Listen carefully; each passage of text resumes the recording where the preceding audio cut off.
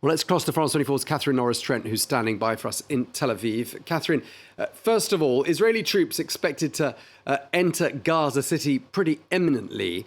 And that means, doesn't it, we're about to enter an even deadlier phase of this war. Good evening, Tom. The next stage of the Israeli military's offensive in Gaza could prove even deadlier than it has so far, because not only are those airstrikes likely to continue as they try and oust Hamas, eradicate it, as the military leaders are saying, but they'll be entering into urban warfare in a very dense city with narrow streets and alleyways, lots of buildings where Hamas fighters could hide out. And they've had time, of course, to prepare. The Israeli army say they've been discovering more and more tunnels as they push forward. They say that those are close to civilian infrastructure, schools and homes. And so this could be a prolonged battle in an urban area which still has hundreds of thousands of civilians trapped there. Well over 1 million Gazans have evacuated further south, where some bombs are still falling.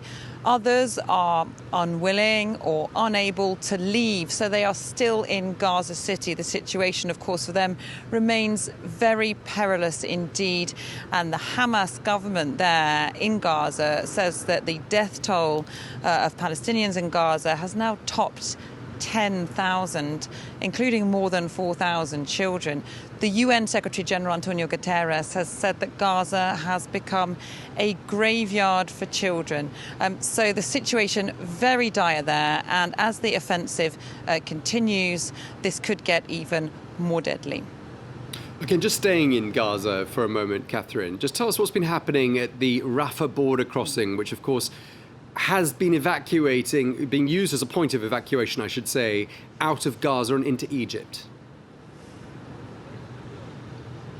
Evacuations have again been taking place through the Rafah crossing in the south of the Gaza Strip. They've been suspended for 2 days, but we're hearing now from Egyptian security sources that more than 80 foreign nationals, as well as 17 injured Palestinians, have been evacuated through that border. Now, they had been suspended because I remember that bombing of a convoy of ambulances that the Palestinian Red Crescent reported. Israel said that a Hamas militant was in one of the ambulances without providing any evidence for that, we have to say. So that had slowed things up even further. Okay, and just lastly, you've been in the West Bank today. You visited that other Palestinian territory. Just tell us what was happening there today, because we had reports of yet more people being killed there. That's right. Daily and nightly, there are more clashes and more deaths in the West Bank. It really is an explosive situation there. Overnight, near the city of Nablus, in a town called Tulkarm, there was at least one man reported killed. Other casualties reported there in clashes with the Israeli army. More than 140 Palestinians are reported to have been killed in the West Bank since the 7th of October, either in Israeli army raids into what they say are terror cells there in some of the Palestinian refugee camps, or in clashes with Israeli settlers. And that's something which has been becoming increasingly violent. Palestinians living in the West Bank say since the 7th of October, they feel increasingly vulnerable there. And we meet people who say basically they live in terror every night. So that situation remains extremely on edge, explosive even there in the West Bank.